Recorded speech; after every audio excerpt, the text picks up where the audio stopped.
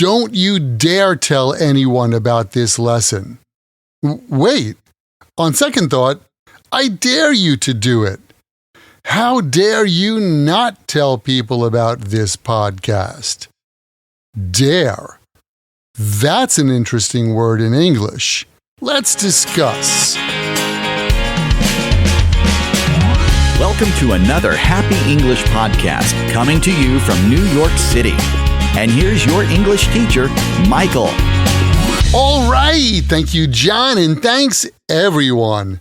It's Michael here from Happy English, and I help people speak English better. And this is Happy English Podcast, episode 680, Using Dare.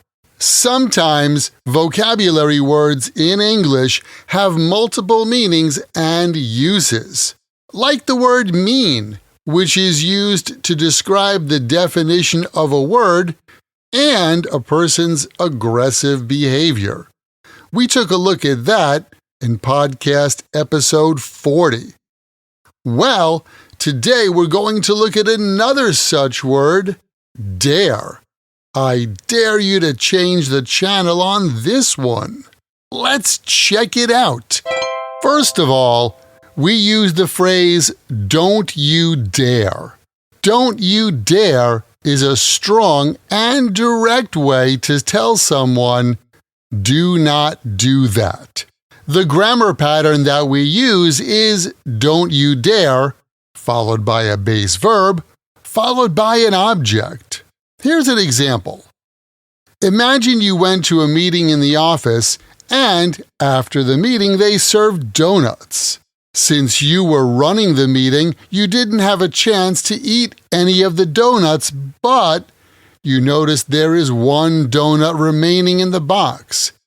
At that same time, you notice one of your coworkers reaching for that donut. Well, since that coworker has already had a couple of donuts and you didn't have any, you can tell him, don't you dare eat the last donut. Don't you dare eat the last donut means you had better not eat that donut.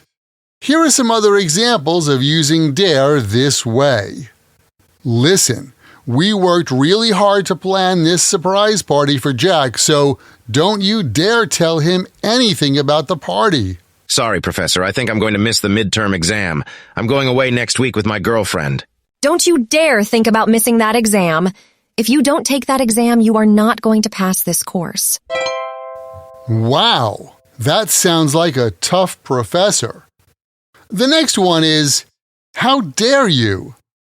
How dare you is a strong way to express your shock or anger in response to what someone said or did.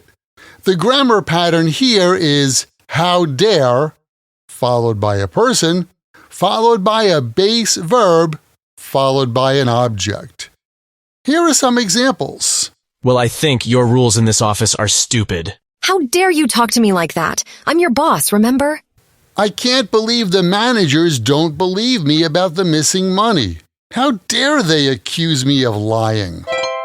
By the way, we also use how dare you as a standalone phrase to mean you did something unacceptable. For example, you're cheating on me with your secretary? How dare you? Get out of my house! You lost my book? That was a gift from my grandfather. How dare you? And finally, when you want to challenge someone to do something, you can tell them, I dare you. The grammar pattern is, I dare you, followed by the to verb. For example, look at that cute girl at the end of the bar. I dare you to go over to her and ask her for a date. Those chili pepper rolls look really spicy. I dare you to try one. Keep in mind, the best way to remember this and any vocabulary is to take the word or phrase, write it in a sentence that's true for you or true in your world, and then memorize your sentences. Well, that's it for this English lesson podcast. By the way, If you'd like to get more practice using your English, why don't you join my Podcast Learners Study Group? There, you can make new friends, join me for live group coaching every week, plus get the PDF transcript and audio download for every Happy English podcast in the past and in the future. And each episode has exercises where you can practice this English point with speaking and writing checked by me. To learn more, or to see some of the example sentences from this lesson, just visit myhappyenglish.com and choose podcast lesson 680.